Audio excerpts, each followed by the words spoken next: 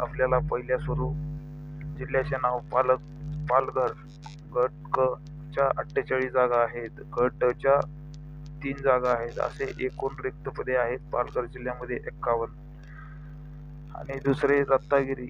गट क च्या 27 जागा आहेत. गट ड च्या 8 जागा. असे एकूण जागा झाल्या 35. ठाणे.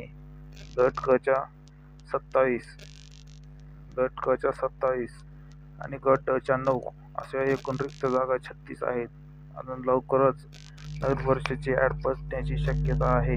सर्वांनी अभ्यास चालू ठेवावा.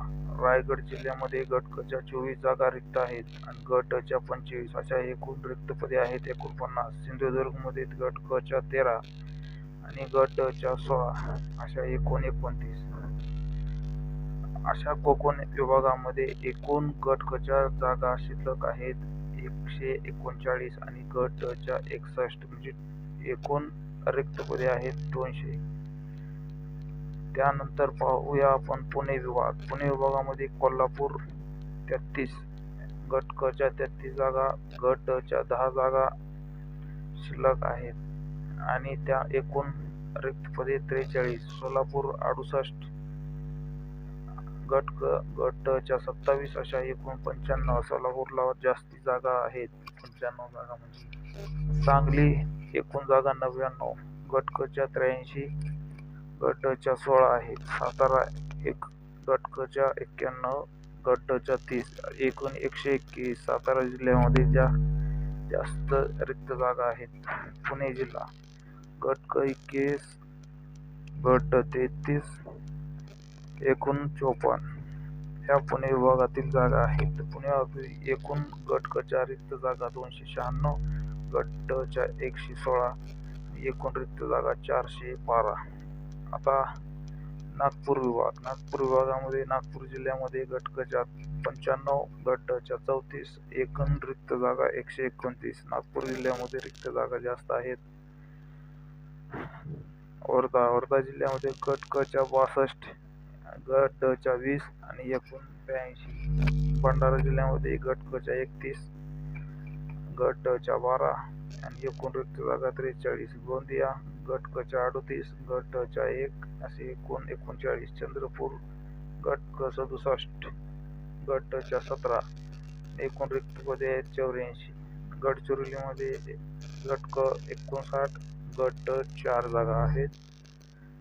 अशा एकूण 63 जागा आहेत. तर यामध्ये आपल्याला दिसेल की सातारा जिल्ह्यामध्ये एकूण रिक्त पदे जास्त आहेत 121 आणि त्याच्यानंतर नागपूरमध्ये 129. गट क आणि गट ड मिळून जिल्ह्यामध्ये. आणि सांगली जिल्ह्यामध्ये 99. सोलापूर 95. अशा प्रकारे रिक्त जागाचा तपशील आहे. आता अमरावती जिल्ह्यामध्ये एकूण रिक्त पदे 100 आहेत. गट क 70. गट ड 30. अकोलामध्ये गट क 48. गट ड 27. एकूण 75. त्याच्यानंतर यवतमाळमध्ये वाशिममध्ये 49 रिक्त पदं आहेत. यवतमाळ जिल्ह्यामध्ये जास्त रिक्त पदं आहेत 149.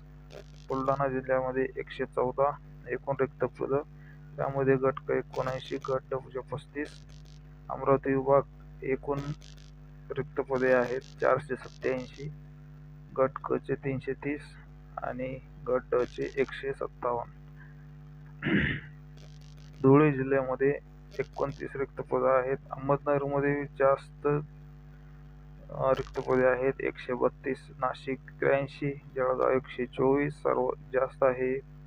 नंदुरबार 43. तर नाशिक विभागामध्ये एकूण 411 पदे रिक्त आहेत. औरंगाबाद विभागामध्ये 91 पदे रिक्त आहेत. बीड जिल्ह्यामध्ये जास्त 157. परभणी 76 आणि जालना 71. जालन्यामध्ये गट क ला 56 आणि गट ड 15 आहेत. असे यानंतर राज्यातील नगर परिषद आणि नगरपंचायतीच्या आस्थापनेवरील गट क आणि गट या रिक्त पदाची विभागीय आयुक्ताद्वारे प्राप्त झालेली ही माहिती आहे. उस्मानाबाद जिल्ह्यामध्ये बघा, गट क च्या 152 जागा आहेत, गट ड च्या 257, एकूण रिक्त पदे 441. म्हणजे सर्वात जास्त रिक्त पदे नगर परिषद आणि नगरपंचायतीमध्ये उस्मानाबाद जिल्ह्यामध्ये आहेत. हिंगोलीमध्ये 40, गट क, गट ड 11 असे एकूण 51. लातूर जिल्ह्यामध्ये गट क च्या 58, गट ड च्या 12 एकूण 70. नांदेड जिल्ह्यामध्ये गट क च्या 94, गट ड च्या 129 टोटल 223. आणि औरंगाबाद म्हणजे सध्याचे छत्रपती संभाजीनगर, गट क च्या एकूण जागा 631 आणि गट ड च्या 557 एकूण 1188. सर्व विभागाचे मिळून गट क च्या इकडे लक्ष द्या की 2151 आणि गट ड च्या 987 जागा आहेत. असे एकूण रिक्त पदे आहेत 3138, 3138 हे एकूण रिक्त पदे आहेत. सर्वात जास्त आतापर्यंत बघितलेल्या जिल्ह्याच्या माहितीनुसार उस्मानाबाद म्हणजे सध्याचा धाराशिव जिल्हा, गट क च्या 152 आणि गट ड च्या 297 जागा आणि एकूण रिक्त पदे 449. सर्वात जास्त उस्मानाबाद जिल्ह्यातील रिक्त पदे येत आहेत. आणि त्याच्या पाठोपाठ म्हणजे नांदेड जिल्हा, गट क च्या 94 आणि गट ड च्या 129 म्हणजे एकूण रिक्त पदे 223. म्हणून धाराशिव आणि नांदेड या दोन जिल्ह्यामध्ये सर्वात जास्त रिक्त पदे आहेत. लवकरच या जाहिराती पडतील अशी आशा आहे. एवढे पदे रिक्त आहेत, तर सर्वांनी तयारीला लागा.